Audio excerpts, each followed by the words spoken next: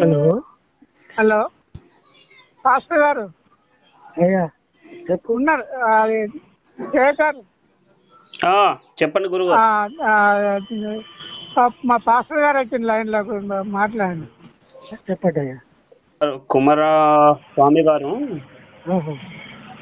నాకు ఒక సవాల్ విసిరాడు, లేదా అయ్యా నాకు ఒక సవాల్ విసిరాడు. ఏమంటారు? సవాల్ నా- సవాల్. హలో, చెప్పండి. నాకు ఒక సవాల్ విసిరాడు. దేని గురించి? ఏంటి అంటే యేసు పుట్టలేదు అని బైబిల్ ప్రకారంగా నిరూపిస్తా, ఆయన క్రిస్టియానిటీ వదిలేశాడు అని చెప్పాడు. ఒకవేళ నేను నిరూపించలేకపోతే నేను ఏమంటున్నా అంటే హిందుత్వం వదిలేస్తా అని చెప్పి మాట్లాడుకున్నాం. ఈ మధ్యాహ్నం ఫోన్ చేసి, అంటే మధ్యాహ్నం నేను ఆయనకు ఫోన్ చేసిన, ఆయన నాకు ఫోన్ చేసిన, కానీ ఏం జరిగిందంటే పాత నిబంధన గ్రంథంలో యేసు పుట్టుక గురించి ఏం లేదు అని చెప్పా. పాత నిబంధన గ్రంథంలో యేసు పుట్టుక గురించి ఏమీ లేదు నేను వాదిస్తే, మన కుమారస్వామి గారు ఏమన్నారంటే అతను యెషయా 7:14 చెప్పించాడు. యెషయా 7:14 చూపిస్తే అది దానికి నేను ఎలా కౌంటర్ ఇచ్చానంటే, యేసు అని పేరు కదా, ఇమ్మానుయేలు అని పేరు ఎందుకు పెట్టలేదు? ఇమ్మానుయేలు పెట్టుంటే అది సరిపోయేది. అలాగే యెషయా 8:8 ఆ ప్రవచనం నెరవేర్పు జరిగిపోయింది కదా అని చెప్పి. మీరు చెప్పండి ఇక ఇది జరిగినటువంటి సమాచారం. అంటే ఇప్పుడు అయ్యా, ఇప్పుడు ఆ రకంగా చూస్తుంటే మొదటి నుంచి ఆది కాండం నుంచి మొదలు పెట్టుకుంటే ఈ యొక్క 3వ అధ్యాయంలో ఈ సర్పానికి ఇక్కడ దేవునికి ఇది ఆదాముకు ఆడ పరీక్ష జరుగుతుంది. దేవుడు పండును తినొద్దు, తినకుండా మీరు నిశ్చయంగా చేస్తారు అని అంటే, సాతానుడు వచ్చి అక్కడ మొదటి తింటే మీరు రావరు, మంచి చెడ్డలు తెలుసుకుంటారు అంటే, అప్పటికి వారికి పాపం అనేది ఏదనేది తెలవదు. తెలవకపోయిన తర్వాత వీరు ఎప్పుడు కానీ తినదో దానికి అది తెలివి జ్ఞానం అంటే ఇదంతా ఇది తప్పు రైట్ అయ్యో మేము డిసెంబర్లుగా ఉన్నామని అప్పుడు సిగ్గు లేచింది అనమాట. సిగ్గు వచ్చింది. సిగ్గు వచ్చిన తర్వాత అప్పుడు అంటాడు కదా, అప్పుడు ఆ దేవుడు వచ్చేసి, అదావా నువ్వు ఎక్కడ ఉన్నావు అంటే నేను చెట్ట దగ్గర ఉన్నాయా అంటే, నీకు ఈ చెట్ట దాటి నువ్వు ఎందుకున్నావు ఏమి కదంటే, ఈ చెట్ట సంగతి నువ్వు తినవద్దన్న పండుగ తిన్నందుకు నేను ఈ యొక్క ఈ పండుగ వలన నేను ఇప్పుడు చేసింది కాబట్టి అంటే నువ్వు నా మాట వినలేదు కానీ ఆజ్ఞ అతిక్రమమే పాపము అంటాడు.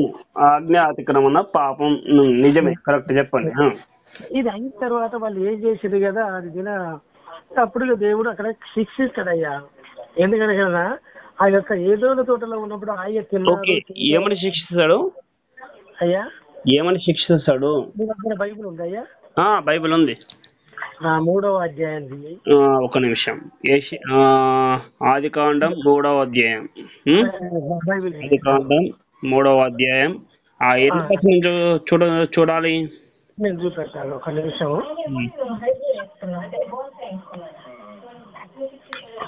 మీరేమనుకోవద్దండి అయ్యా, ఎవరో ఏమి లేదు, నిజానికి తెలుసుకుందాం అయ్యా. నిజమే తెలుసుకుందాం. అంతేగాని మనం ఏంది మరి ఇష్టం, మనం నమ్మితే నమ్మొచ్చు, లేకపోతే కానీ నిజాన్ని మనం చూసుకుందాం. మంచి చెడు గ్రహించుకుందాం. తెలుసుకుంటే మీకు మంచిది, నాకు మంచిది కదా. ఒక ఆత్మ మీరు రక్షించిన వాళ్ళు అవుతారు కదా. అవునయ్యా. చూడండి అయితే ఇక్కడ అయ్యా 3వ అధ్యాయం నేను చెప్తాను. 3వ అధ్యాయం ఇక్కడ చూడు, ఇక్కడ అంటాడు ఎన్నో వచనం నుంచి నుంచా? ఇక్కడ చూడు 10వ వచనం నుంచి చదువు, లేక 9వ వచనం చూడు. మూడవ 9 నుంచి. ఓకే, 9 నుంచి చూడండి. చెప్పండి. దేవుడైన యెహోవా ఆదామును పిలిచి, నీవెక్కడ ఉన్నావు నేను. అందుకతడు, నేను తోటలో నీ స్వరము వినినప్పుడు దిగంబరిగా ఉంటినని భయపడి దాగుకొట్టినాను. అందుకు ఆయన, నీవు దిగంబరివని నీకు తెలిపిన వాడు ఎవడు?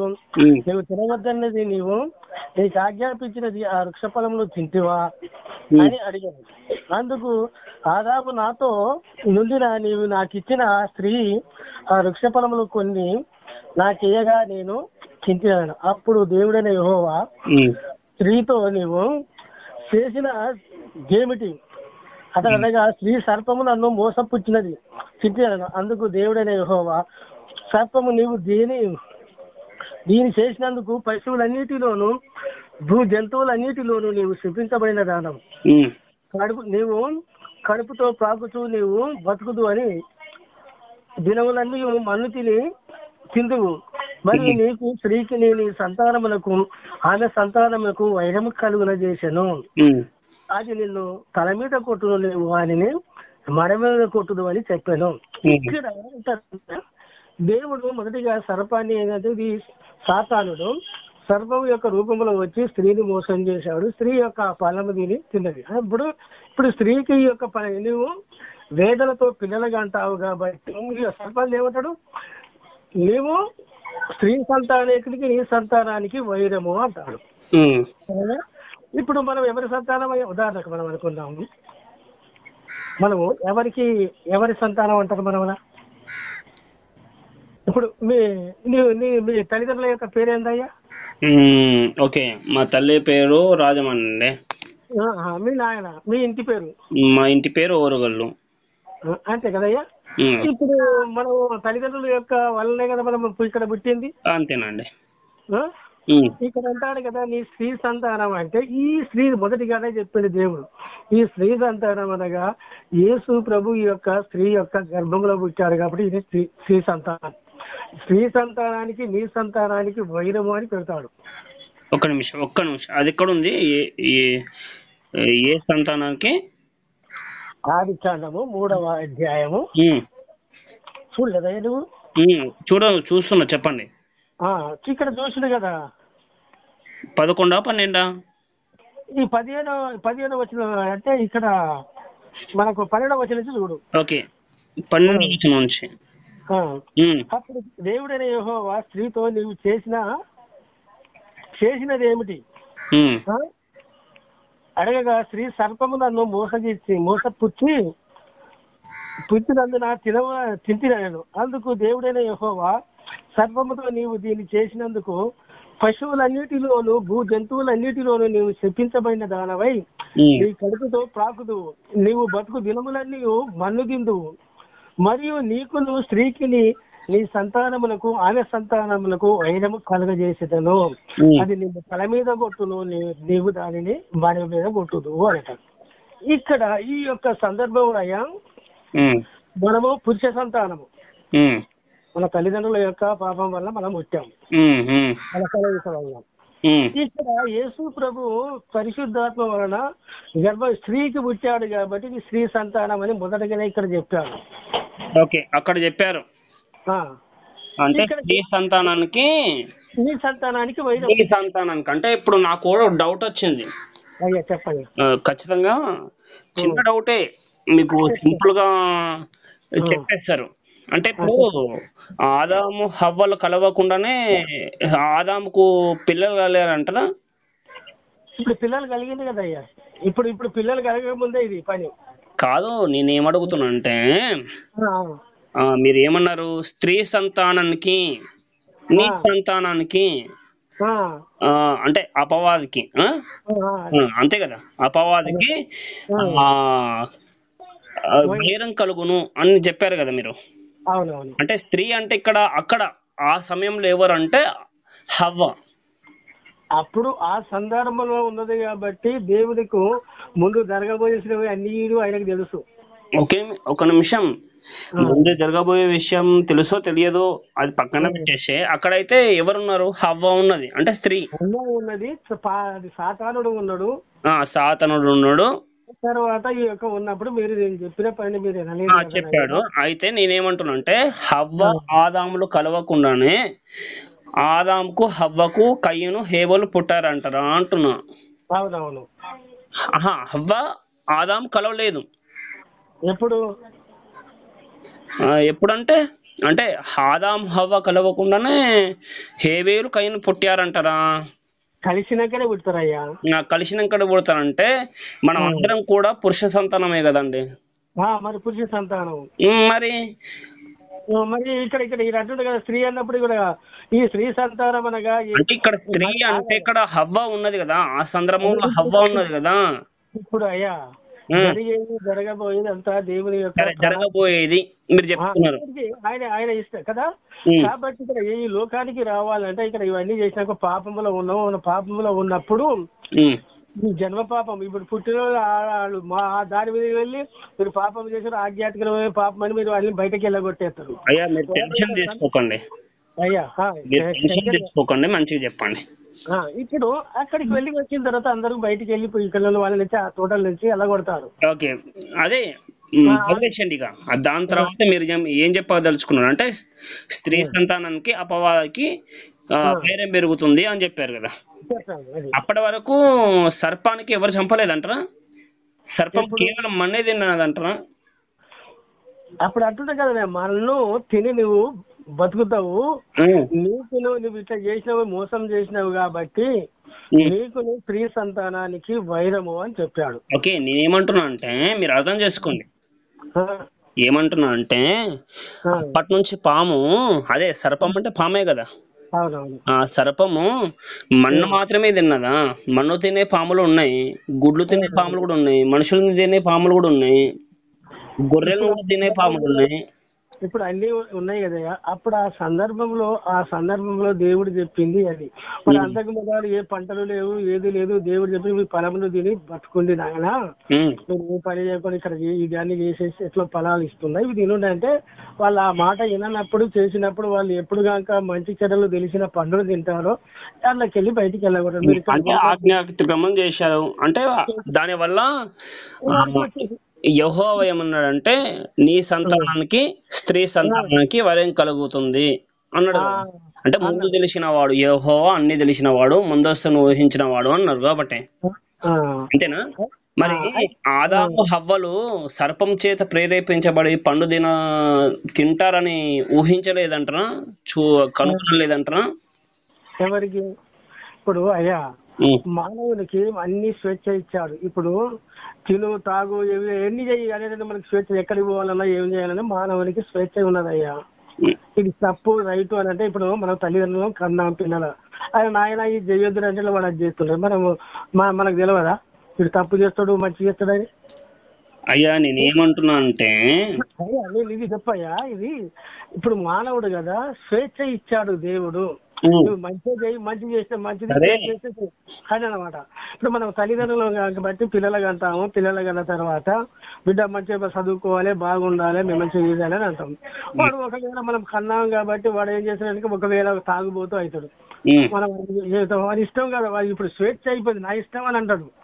అదే విధానంగా దేవుడు మానవునికి స్వేచ్ఛ ఇచ్చాడయ్యా, అందరికి స్వేచ్ఛ ఇచ్చాడు. మంచి కానీ మంచి వచ్చాడు అన్ని చేస్తున్నాం. తర్వాత జ్ఞానం వచ్చిన తర్వాత మంచి వచ్చిన తర్వాత ఇది తప్పు అని మనం తెలుసుకుంటాం. ఒకవేళ ఇప్పుడు పెద్దలు ఏం చేస్తారు, నేను ఒక విషయం అడుగుతున్నా, చెప్పండి. ఇప్పుడు హవ్వ ఆదాము పళ్ళు తిన్న తర్వాత ఆ విషయం తెలుసుకున్న తర్వాత యెహోవా స్త్రీ సంతానానికి అపవాదికి వైరం కలుగుతుంది అని చెప్పాడు. మీరు చెప్తున్నారు ముందు ఊహించిన వాడు, ముందు తెలిసిన వాడు, భవిష్యత్ దర్శనం తెలిసిన వాడు యెహోవా కాబట్టి అలా చెప్పాడు అంటున్నాడు. మరి ఆ ఏదైనా తోటలో ఆదాము హవ్వ ఆ జ్ఞానము అంటే మంచి చెడులు ఫలం తింటారు అని ఊహించలేడా? అంటే అతనికి అప్పుడు జ్ఞానం లేదంటరా?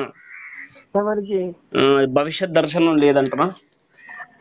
దేవునికి అన్ని ఉన్నాయ్యా. ఇప్పుడు మనం అన్ని ఉన్నాయి, మనకు అన్ని ఇచ్చాడు. ఇది తప్పు రైట్ అనేది తర్వాత మనకు తెలియదు అయ్యా. ఇప్పుడు ఇది మంచి చేస్తున్నావా చెడు అంటున్నాడు, అదే అడుగుతున్నా. ఇప్పుడు మనం పుట్టక ముందు మనకు అన్ని చేసినప్పుడు అన్ని మనకు తెలుస్తాయ్యా. పుట్టిన తర్వాత దేవుడు మనకు స్వేచ్ఛ ఇచ్చాడు. మంచి చెయ్యి చెడు చెయ్యి. ఇది మంచి చేస్తే తప్పు, చెడు చేస్తే ఇది తప్పు, మంచి చేస్తే నువ్వు ఇది మంచిది అయ్యా అని చెబుతారు. మంచి మనిషి ఉంటుంది. మంచి చెడు రెండింటి పెట్టాడు. ఇప్పుడు అయ్యా మంచి పెట్టాడు. ఈ లోకంలో మంచి ఉన్నది, చెడు ఉన్నది. ఆ ఫలాలు మనం తినేటి కొన్నిటి మంచి ఉన్నాయి, కొన్ని తింటే చచ్చిపోయేటివి ఉన్నాయి. కాబట్టి మంచి చెడు ఉన్నది. ఇప్పుడు నీళ్లు ఉన్నాయి అయ్యా. మనం నీళ్లు ఒకసారి మంచి నీళ్లు తాగుతాము, ఓసారి నీళ్ళే కదా, ఒకటి కాలువలకి వెళ్ళేది మురికి కాలువలు అవి తాగుతామయ్యా. ఇది మంచి చెడు మనం గ్రహిస్తున్నాం కదా. ఇది మంచి ఏందో చెడు ఏందో అది మీరు అర్థం చేసుకుంటలేరు నా క్వశ్చన్.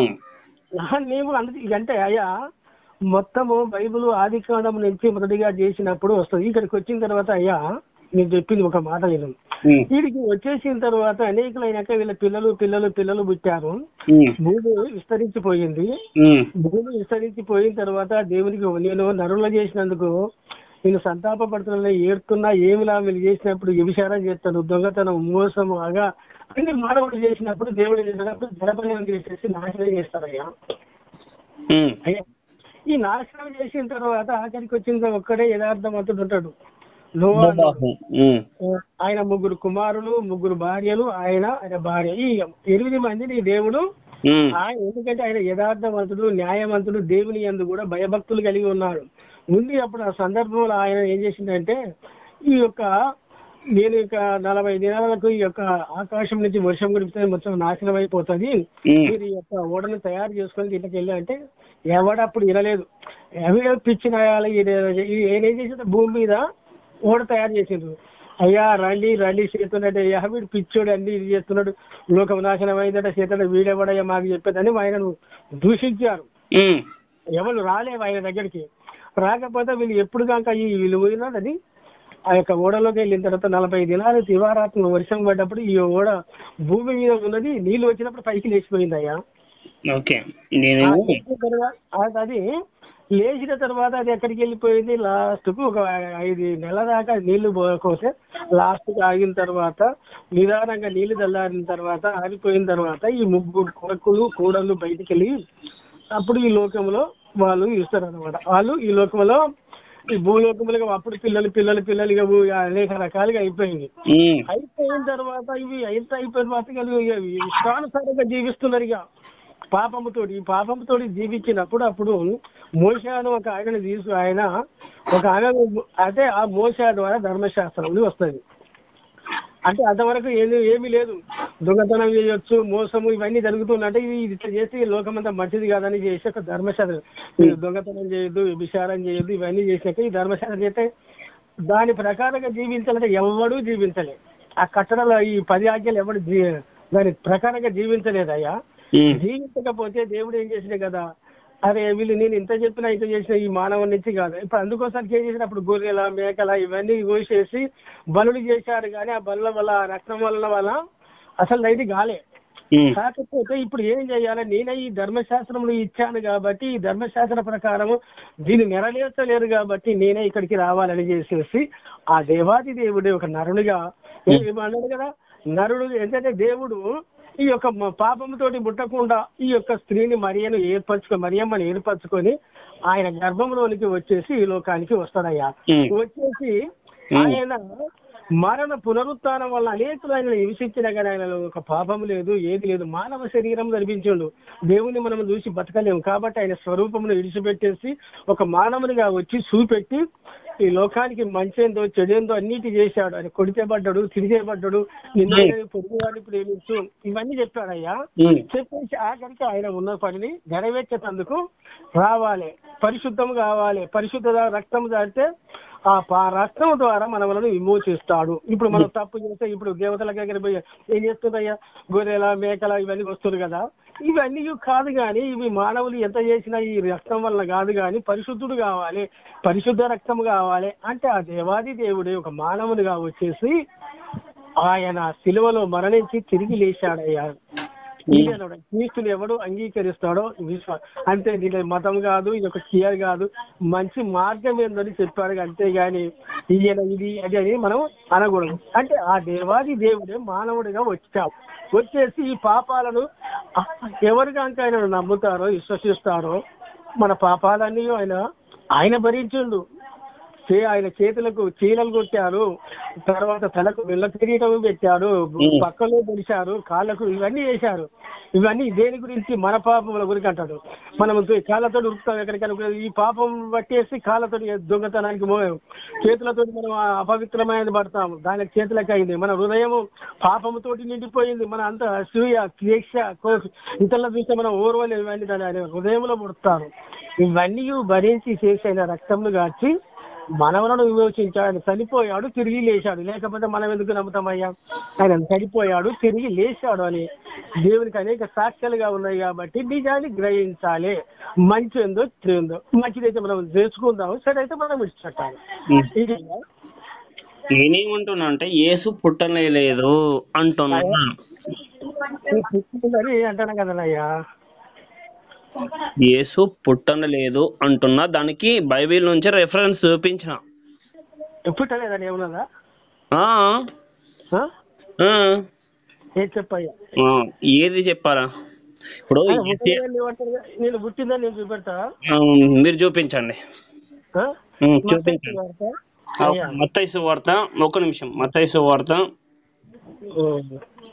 ఓకే, మత్తయి సువార్త, ఒక నిమిషం. వేరే మత్తయి సువార్త, మత్తయి సువార్త ఎన్నో అధ్యాయం? చూడయ్యా,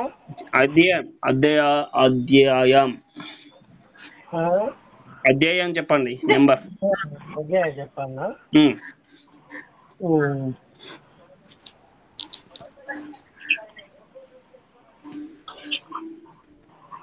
చూడయ్యా, ఇక చూడు, అది 1వ అధ్యాయము 8వ వచనము 18వ వచనం చూడయ్యా. 8వ 1వ అధ్యాయము 18వ వచనము. 18, ఒక నిమిషం. 18 చెప్పండి. చదువుతావా నువ్వు? నేను చదవాలా? చదివితే మంచిది కదయ్యా. నేను చదవాలి. ఓకే, 18, 1వ అధ్యాయం 18. ఓకే. యేసు క్రీస్తు జనన విధానం ఎట్లునగా, ఆయన తల్లి అయిన యోసేపునకు ప్రదానం చేయబడిన తర్వాత వారేకము కాకముందు ఆమె పరిశుద్ధాత్మ వలన గర్భవతిగా ఉండెను. ఆమె భర్త అయిన యోసేపు నీతిమంతుడై ఉండి అవమానపరచనులక రహస్యముగా ఆమెను విడనాడ ఉద్దేశించను. ఇంకా చదవాలా? ఓకే, చదువుతాను. అతడు ఈ సంగతుల గురించి ఆలోచించుకునుచుండగా, ఇదిగో ప్రభు దూత స్వప్నమునందు అతనికి ప్రత్యక్షమై, దావీదు కుమారుడైన యోసేపు, నీ భార్య అయిన మరియను చేర్చుకున్నట్టుకు భయపడకుము. ఆమె గర్భము ధరించినది పరిశుద్ధాత్మ వలన కలిగినది. ఆమె యుగ కుమారుని కన్ను. తన ప్రజల పాపమును వారి పాపముల నుండి ఆయనే రక్షించును గనుక ఆయనకు యేసు అని పేరు పెడతావని చెప్పింది. ఇదిగో కన్యక గర్భవతి కుమారుని కనును ఆయనకు ఇమ్మానుయేలును పేరు పెట్టుదురు అని ప్రభు తన ప్రవక్త ద్వారా పలికిన మాటను నెరవేరే విధంగా ఇదంతయో జరిగిను. ఇమ్మానుయేలు అనే పేరునకు భాషాంతరము దేవుడు మనకు తోడని అర్థము. నాకు అర్థం కాలేదండి. నాకు ఒక వాక్యంలో యేసు అంటున్నారు, ఒక వాక్యంలో ఇమ్మానుయేలు అంటున్నాడు. ఇమ్మానుయేలు అనగా భాష అంటే, ఇప్పుడు చూడయ్యా, ఫస్ట్ ఒక్క విషయం గుర్తుంచుకోండి. సారీ పాస్టర్ గారు, ఒక్క నిమిషం పాస్టర్ గారు, నేను ఒక మాట అంటా. మీరు ఎన్ని సంవత్సరాల నుంచి పాస్టర్ గా పనిచేస్తున్నారు?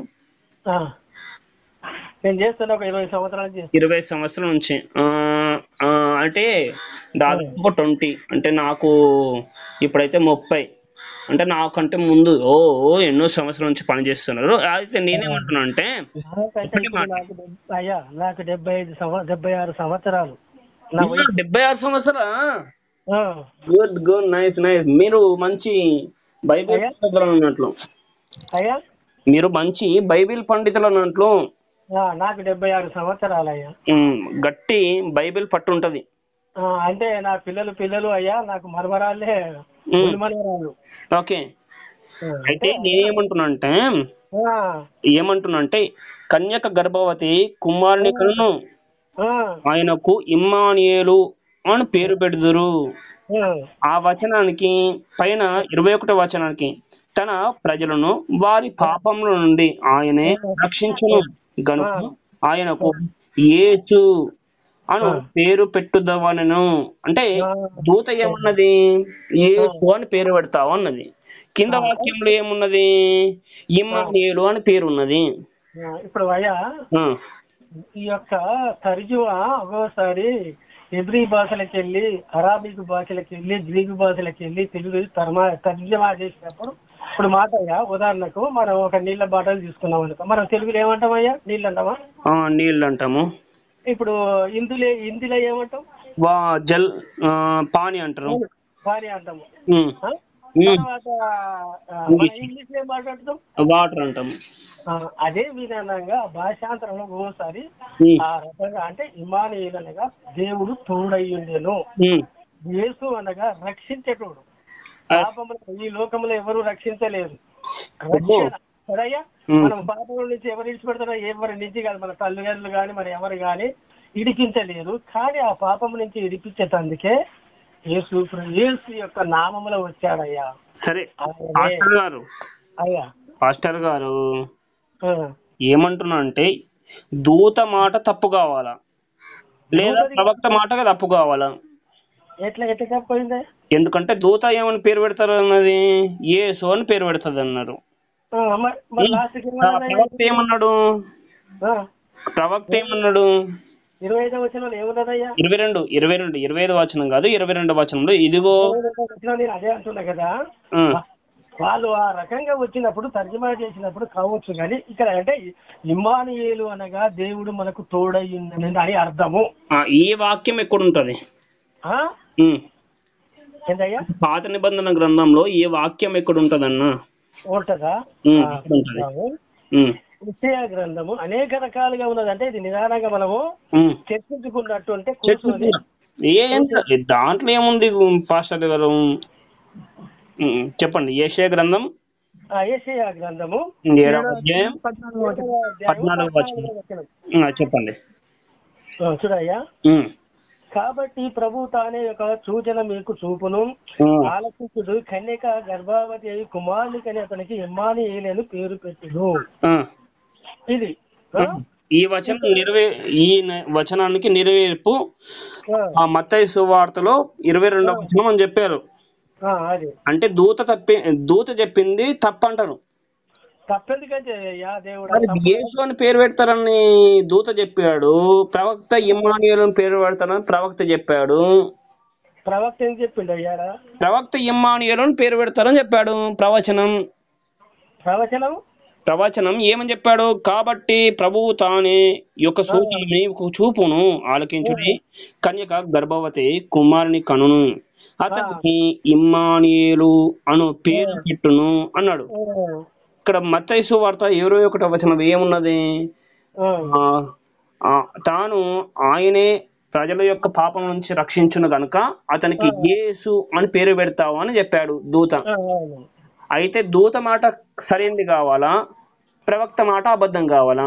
ప్రవక్త మాట నిజమైతే దూత మాట ఫెయిల్ కావాలా?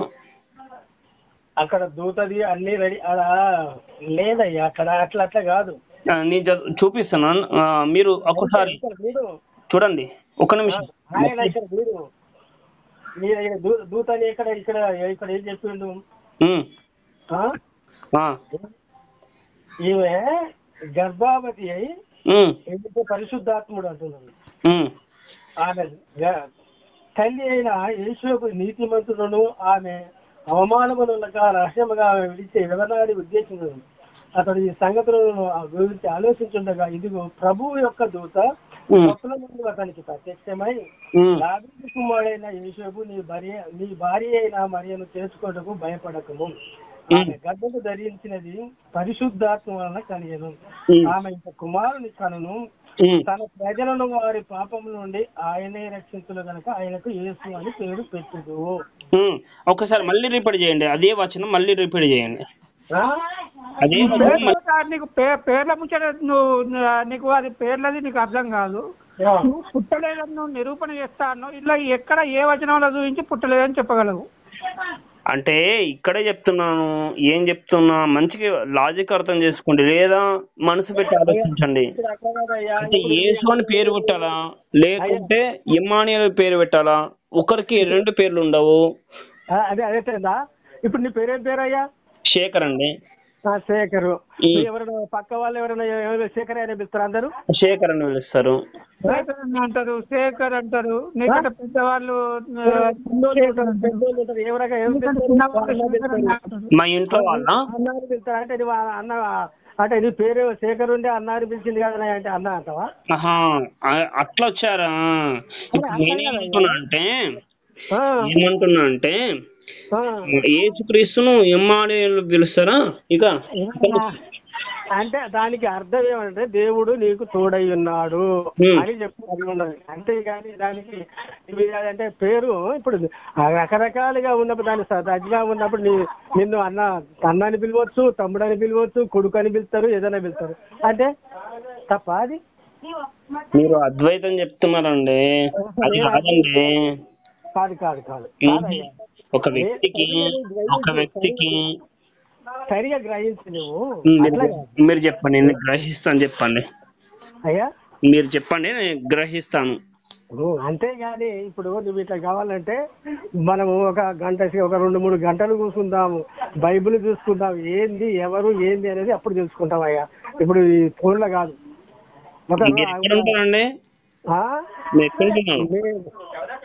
అక్కడనే ఉంటా కదా మన ఆయన. ఇప్పుడు ఎవరు ఉన్నాడు? వేసే అది ఆయన ఉన్నాడు కదా మన కుమారస్వామి ఈసేల్ దగ్గర ఉంటాడు. మేము అక్కడికి కూర్చున్నప్పుడు కూర్చుందాము, నిమ్మలంగా మాట్లాడుకుందాం. దీన్ని మంచి తెలుసుకుంటే ఇంకా మంచిది కదా అయ్యా. ఏమంటున్నా అంటే ఒక చిన్న మాట చెప్తున్నాను. యేసు క్రీస్తుకు యేసు అని పేరు పెడితే దూత మాట అబద్ధం అవుతుంది, లేదా ఇమ్మానుయేలు అని పేరు పెడితే ఒక మాట పట్టుకొని అట్లా అనకూడదు, దాన్ని అర్థం చేసుకోవాలి. నేను అయ్యా అట్లా కాదు. నీవు కొంతమంది అన్న అంటారు, కొంతమంది నీకు ఇంకా వేరే బావబామ్మార్దుల వరుస ఉంటే బావబామ్మార్దులు అంటారు. నీ యొక్క వరుసలండి, వరుసలు అవి వరుసలు. మరియకు వినండి ఒకసారి, ఒక్క మాట. ఇది ఒకటే మాట, దాన్ని పట్టుకొని దానికి అర్థం తెలియదా? నీకు తెలియదా? కూర్చోవాలి, కూర్చొని మనం చర్చిద్దామండి. ఇది చర్చనే, ఇది చర్చనే. యేసుక్రీస్తును మరియా ఏమని పిలిచేది? కుమారుడు అని పిలిచేది కదా. అలాగే వాళ్ళ తమ్ముళ్ళు అన్నలు ఏమని పిలిచేవాళ్ళు? తమ్ముడు అని పిలిచేవాళ్ళు కదా. అలాగే యోసేపు ఏమని పిలిచేవాడు? కుమారుడు అని పిలిచేవాడు కదా. యేసుక్రీస్తుకు వరుసలు అందరికీ ఉంటాయండి, పేర్లు 2 ఉండవు. పేర్లు కాదు, కుమారుడు అని. ఇప్పుడు నువ్వు కుమారుడు అంటాడు, నిన్ను ఒకవేళ రకరకాలుగా ఉంటారు కదా. తల్లిదండ్రులు పిలిచిన పేరు వేరే ఉంటది, ఇతరులు పిలిచే పేర్లు ఉంటది, అట్లా ఉంటది. ఇది ముద్దు పేరు అంటారా? నువ్వు ముద్దు పేరు పిలుచుకోరాయ్యా? ముద్దు పేరు అంటారా? యేసుక్రీస్తుకు ముద్దు పేరా? నేను ముద్దు పేరు ఇది కాదు, దేవుడు తోడై ఉండేను, దానికి దాని యొక్క అర్థము. అయితే మీరేమంటున్నారంటే ప్రవక్త చెప్పింది తప్పు, లేదా దూత చెప్పింది తప్పు అని మీరే ఖండిస్తున్నారు. నీకు వచ్చి చూసుకోవాలి, కాదు రైట్. శేఖర్ గారు చెప్పండి. నేను ఒక మాట చెప్తున్నాను. మీరు నాతోటి ఏమన్నారంటే ఇప్పుడు పాస్టర్ గారితోటైనా నాతోటైనా మీరు ఒక మాట అంటారు. ఏమంటారు? యేసు ప్రభు పుట్టలేదు లోకంలో అన్నావు. దాన్ని ఎక్కడ నువ్వు దాన్ని కోడ్ చేసి ఎక్కడ వాక్యం చూపెడతావు, ఎక్కడ లేఖనం చూపెడతావు అది చెప్పండి. నువ్వు పేర్ల గురించి కాదు నీకు ఇప్పుడు ప్రస్తావన, అనే దాని మీద చెప్పాలి. అంతే అంతే, అదే కదా. అది చెప్పిన తర్వాత మేము మాతోటి పేర్లకు ప్రస్తావన తర్వాత ఓకే చెప్తా. పాత నిబంధన గ్రంథంలో ఓకే వినండి. పాత నిబంధన గ్రంథంలో నా కుమారుని పంపిస్తున్నాను, మీకోసం ప్రాణం పెడతాడు అని దాన్ని ఎక్కడ కూడా చెప్పలేదు అని చెప్తున్నా. మీరు ఒకవేళ పాత నిబంధన గ్రంథం నుంచి నిరూపిస్తే నేను మాట్లాడతా. పాత నిబంధన గ్రంథంలో నా కుమారుడు యేసు అని పేరు లేకుండా పర్లేదు. ఓకే నేను చెప్పేది వినండి. యేసు అని పేరు లేకుండా పర్లేదు.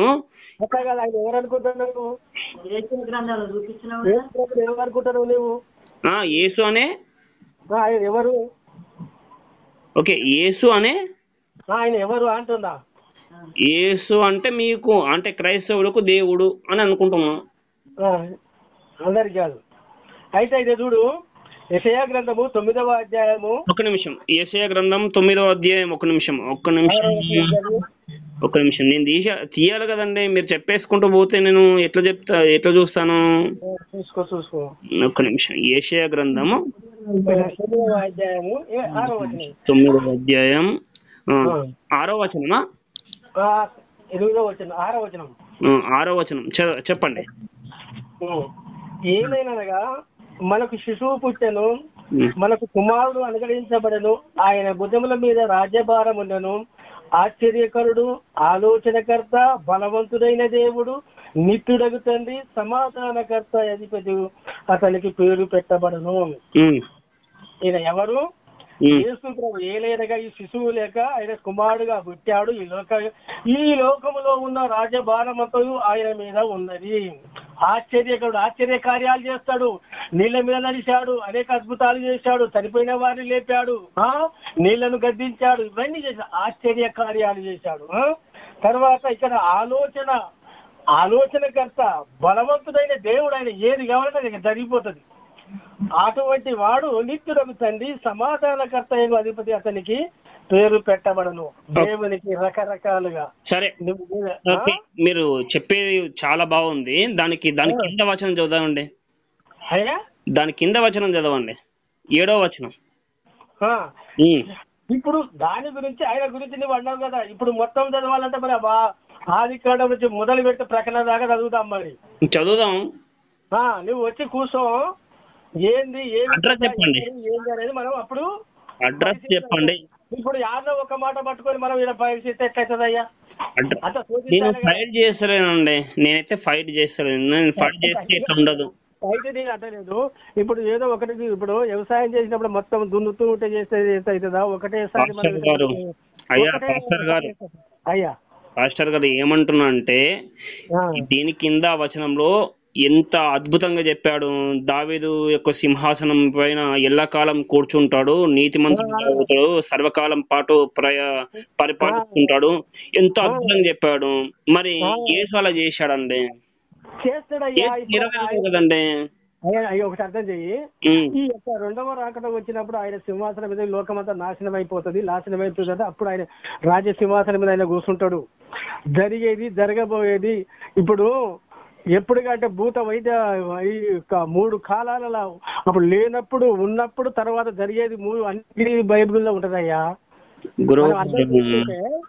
ఇప్పుడు ఆయన రాకముందు ఉన్నదాన్ని తెలుస్తుంది, తర్వాత ఆయన వచ్చిన తర్వాత ఏమి చేసింది తెలుస్తుంది, ఆయన మరలా వచ్చేటప్పుడు ఏమి చేస్తాడని కూడా చెబుతుంది అయ్యా. అది మనం అర్థం చేసుకోవాలి కదయ్యా. పాస్టర్ గారు అట్లనే ఉంటే ఏలయనగా మనకు శిశువు పుట్టెను, మనకు కుమారుడు అనుగ్రహింపబడెను, ఆయన భుజం మీద రాజ్యభారం ఉండును, 2వ రాకడలో ఆశ్చర్యకరుడు, ఆలోచనకర్త, ఇట్లా ఉంటుండే వాక్యము. 2వ వాక్యంలో అంటే ఈ వాక్యం ఎట్లుండాలి అంటే ఏలయనగా మనకు ఒక నిమిషం కదండి. శిష్యుడు పుట్టాడు, రెండవ రాకుండా రాజ్యాన్ని పరిపాలిస్తారని చెప్పేది ఉండే కదా.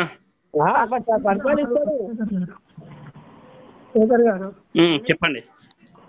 మీరు బైబిల్ మీరు ఒకటి కొత్తగా రాయాలి, ఎందుకంటే మీరు ఒక్క నిమిషం అంటే పొద్దుగా కాదు, మీరు నిన్న కూడా ఈ లోకంలో పుట్టలేదనే దాని మీద నువ్వు ఒక రిఫరెన్స్ మాకు పెట్టండి, లేఖనం పెట్టండి. నేను చెప్తున్నా కదా రిఫరెన్స్ చెప్తున్నా. తర్వాత నువ్వు అడిగిన గురువు గారు రిఫరెన్స్ చెప్తున్నానండి, మీకు అర్థం కావట్లేదు. అయ్యగారు కుమార్ గారు కుమార్ గారు ఎవరో ఆయన చెప్పొచ్చు, ఎవరో ఒక మాట పడితే దాని మీద కాదు. కానీ మొత్తము మనం చేసేదాని యొక్క రుచి తెరుతుంది. కానీ బియ్యం పూజ పెట్టగానే ఉడికిందా, అది ఉడక ముందే గారు ఆవేశపడకండి. నేను ఆల్రెడీ చెప్పాను, పాత నిబంధన గ్రంథంలో అయ్యా మనం నిజాన్ని గైకుందాం, నువ్వు ఒకసారి వచ్చేసి కూర్చుందాం, రోజంతా మనం దాని సారాంశం ఏంది, మంచిగా చెడా అప్పుడు తెలుసుకుందాం. అయ్యా ఎందుకు ఇది అయితే నేనేమంటున్నా అంటే ఆగండి. పాత నిబంధన గ్రంథంలో యేసు పుట్టుక గురించి, కుమారుని పుట్టుక గురించి ఎక్కడ చెప్పలేదు. పట్టుకున్నావు శేఖర్ గారు, అయ్యో పుట్టలేదని వాళ్ళు అనేదాన్ని పట్టుకొని నీ మైండ్ లో పెట్టుకొని ఒక్కటే చెప్తాను. కానీ నీకు బైబిల్ గురించి దేవుడు చేస్తే ఆయనక అంటే మాస్టర్ గారు అయ్యా ఒకటో మాట ఎవరో ఏదో అన్నది నేను పట్టుకుంటలేను. నా దగ్గర బైబిల్ ఉన్నది, నేను 3 సార్లు చదివాను బైబిల్. లాభం లేదు, దాన్ని ధ్యానం చేయాలయ్యా. ధ్యానం చేశాను, అన్ని చేశాను. దాదాపుగా బైబిల్లో ఉన్నటువంటి అన్ని వాక్యాల పైన కొంచెం అవగాహన ఉన్నది కాబట్టి ఏదేది ఎక్కడెక్కడ ఉన్నదో ఒకసారి చెప్పగానే తీసేస్తున్నా. ఓకే, దాన్ని ఏమంటారంటే మీరు యేసుక్రీస్తు గురించి నా కుమారుడు, బైబిల్ దేవుడు అయిన యెహోవా నా కుమారుడు మీ పాపల కోసం జన్మించి మరణిస్తాడు అని చెప్పినట్టుగా పాత నిబంధన గ్రంథంలో లేదు అని చెప్పాను. దానికి మీరు ఖండిస్తూ ఏమన్నారంటే ఒక శిశువు పుడతాడు, శిశువు భుజం మీద అంత రాజ్యభారం ఉంటది, ఆయన 2 రాకడలో వచ్చి రాజ్యాన్ని పరిపాలిస్తాడు అని ఇక్కడ వచనం లేని దాన్ని వచనంగా చూపిస్తున్నారు. ఏలయనగా మన శిశువు పుట్టెను, మనకు కుమారుడు అనుగ్రహింపబడిను, ఆయన భుజము మీద రాజ్యభారముండును, ఆశ్చర్యకరుడు, ఆలోచనకర్త, బలవంతుడైన దేవుడు, నిత్యుడు తండ్రి, సమాధానకర్త యగు అధిపతి అని అతనికి పేరు పెట్టబడును. మీరు ఏమర్థం చేసుకున్నారు? అది ఎక్కడ నెరవేరింది అంటున్నా. నువ్వు ఎలా అర్థం చేసుకున్నావు చెప్పండి. నేను ఎట్లా అర్థం చేసుకున్నా అంటే చెప్తున్నా చూడండి. అంటే అక్కడ ఎవరి గురించి రాయబడిందో వాళ్ళకి ఒక శిశువు పుడతాడు. శిశువు భుజం మీద రాజ్యభారం ఉంటుంది, అంటే రాజ్య పరిపాలన చేస్తాడు. ఎట్లాంటి వాడు వినండి, నాకు ఎట్లా అర్థమైంది అని నాకు ఎట్లా అర్థమైంది అని చెప్పమన్నారు కదా, నేను చెప్తున్నా కదా. అతనికి రాజ్యభారం ఉంటది, అంటే రాజ్య పరిపాలన చేస్తాడు. అతను ఎట్లాంటి వాడు? ఆశ్చర్యకరుడు, అంటే ఎవ్వరికి అర్థం కానివాడు. ఆలోచనకర్త అంటే అన్ని రకాలుగా ఆలోచించేవాడు. బలవంతుడైన దేవుడు, అంటే బలవంతుడైనటువంటి దేవుడు. నిత్యుడొక తండ్రి, ఎప్పటికి ఎప్పటికి చనిపోయినటువంటి వాడు, అంతే కదా. ఎప్పటికీ చనిపోయిన వాడిని నిత్యుడు అంటారు కదా. సమాధానకర్త యగు అధిపతి అనే అతనికి పేరు పెడతారు అన్నారు కదా. యేసుక్రీస్తు చనిపోయాడు కదండి. ఒకసారి చనిపోయినట్లే, 2 సార్లు చనిపోయినట్లే. ఎక్కడ నెరవేరింది? అతను రాజ్య పరిపాలన చేశాడు, ఇక్కడ చేశాడు. ఆయన చనిపోయాడు, తిరిగి నేను వస్తా అని చెప్పిండు. అయ్యా మళ్ళా ఈ లోకానికి వస్తానని చెప్పాడు. వచ్చినప్పుడు రెండవ రాకడలో వచ్చినప్పుడు భూమి మీద అనేక రకాలుగా చేసేసి దేవుని యందు నమ్మిన వాళ్ళు పరలోకానికి అక్కడ తీసుకుపోతాడు. తర్వాత ఇక్కడ అన్ని 1000 ఏళ్ల పరిపాలన అవుతుంది. తర్వాత అప్పుడు ఆ సందర్భంలో తర్వాత మేకలను గొర్రెలను ఏర్పరిచి చేసేసి పాపాత్మలను నరకానికి, తర్వాత పుణ్యాత్మలను వాళ్ళ మనకు జీవ గ్రంథంలో మన పేర్లన్నీ ఏమేమి చేసినాయని మన జీవితం పుణ్యకాంక్ష జీవ గ్రంథంలో ఉంటుంది. మంచి చేస్తే పరలోకానికి పోతాం, చెడు చేస్తే నరకానికి పోతాం. ఆయన తీర్పు ఓకే, మంచి చేస్తే నరకానికి పోతాం, మంచి చేస్తే స్వర్గానికి పోతాం, చెడు చేస్తే నరకానికి. యేసుక్రీస్తుని నమ్మకున్నా కూడా, యేసుక్రీస్తుని నమ్మకున్నా మంచి చేస్తే స్వర్గానికి వెళ్తాం, మంచి చేస్తే నరకానికి. యేసుక్రీస్తు నమ్మకపోతే పోతావా? నమ్మకున్నా మంచి చేస్తే స్వర్గానికి వెళ్తాం. నీ నీతి క్రియలన్నీ మురికి గుడ్డల వలి ఉన్నాయి అంటాను. దేవుడా అన్ని పాపాలే. పొద్దున లేస్తే మా చేతి అది కనుచూపుల వల్ల పాపమేనా, నోటితోటి పాపమేనా, అంత పాపమే, ఆజ్ఞాతికరమైన పాపం. చిన్నది ఏం చేసినా తప్పేనా? మన దగ్గర నీతి ఎక్కడ ఉందయ్యా? అందరు ఈ లోకంలో ఉన్న నీతి ఉన్నాయట. ఏ మానవుని దగ్గర నీతి లేదనో దేవుడు చెప్పింది. మొదలనే ఉండే మన దగ్గరే ఉందయ్యా. పాస్టర్ గారు, మీరు చెప్పినటువంటి రిఫరెన్స్ అది సరిపోలేదు యేసుక్రీస్తుకు. యేసుక్రీస్తు ఒకసారి చనిపోయాడు, చనిపోయిన వాడిని నిత్యుడు అనరు. కాబట్టి దానికి వేరే రిఫరెన్స్ చెప్తారా, లేదా ఇద్దరం కలిసి కూర్చుందామా? వచనాన్ని పట్టుకొని కాదు చెప్పండి. అయ్యా చేసి 3వ దినం తిరిగి లేచిండు. ఎవరైనా మరి లేచిందా? అదే ఒకటి ఉందా? సమాధి ఖాళీగా ఉన్నది. సమాధి ఖాళీగా ఉన్నది. ఇప్పుడు అంతా చెప్పక చూస్తా ఉన్నారు ఇప్పటికి. నువ్వు కూడా ఒకవేళ పోవాలనుకుంటే పోయి చూడండి. ఆయన కొద్దిగా నిజాన్ని తెలుసుకోవాలి. కానీ ఇదంతా ఆయన అనుమానం ఉన్నది. ఏంది ఏమి కదా ఆయనకు తెలవదు కాబట్టి పాపం మరి అన్ని అంటారు. ఇప్పుడు అనని ఆయనకు తెలిస్తే కదా ఇవన్నీ తెలవలేదు కదా, మనం చెప్పుదాం. భయపెడుతున్నారండి, మీరు భయపెడుతున్నారండి. నాకు కాదు, ఒక రోజంతా మనం కూర్చుందాం నిమ్మలంగా. సహోదరులం కాదు కానీ సోదరులం, మనం అందరం సోదరులమే. మరి నీకు తెలిసిందా అని ఒకవేళ నీకు తెలిస్తే నువ్వు చెప్పొచ్చు, దాన్ని చర్చించుకుందాం. సరే పాస్టర్ గారు చెప్పినటువంటి రిఫరెన్స్ సరిపోలేదు కాబట్టి మనం ఇద్దరు, నేను చెప్తున్నా అదే చెప్తున్నా. మీరు వింటలేరు పాస్టర్ గారు. కాదు ఒక్క మాట పట్టుకొని నువ్వు అట్లా అంటే అదే కాదు, ఏదో ఒకటి కొస పట్టుకొని తోక పట్టుకొని. పాస్టర్ గారు ఒక నిమిషం ఆగండి కదా. అట్లా కదయ్యా, ఒక నిమిషం ఆగండి. నేనేమంటున్నానంటే ముగ్గురు ఆ అమ్మకు అనుసంధానకర్తగా ఎవరు ఉంటారంటే కుమారస్వామి. ఇక్కడ మనకు ఎవరైతే కాలు కలిపి మాట్లాడించారో అతను ఉంటాడు. అతను నాకు అడ్రస్ పెడతాను, మీ యొక్క ఏది చర్చ్ యొక్క అడ్రస్ పెడతాడు. నాకు వీలున్నప్పుడు ఖచ్చితంగా మీ దగ్గరకు వస్తాను. మీ దగ్గరకు వచ్చి మనం ఇద్దరం కూర్చుండి నిజాన్ని ప్రపంచాన్ని తెలియజేద్దాం. మంచిదయ్యా, అది మంచిది. అట్లా చేసుకుందాము, నిజాన్ని కనుక్కుందాము. మనం ఒక సహోదరులం కదయ్యా, కాబట్టి మనం ఎవరి మీద ద్వేషం లేదు, ఏది లేదు.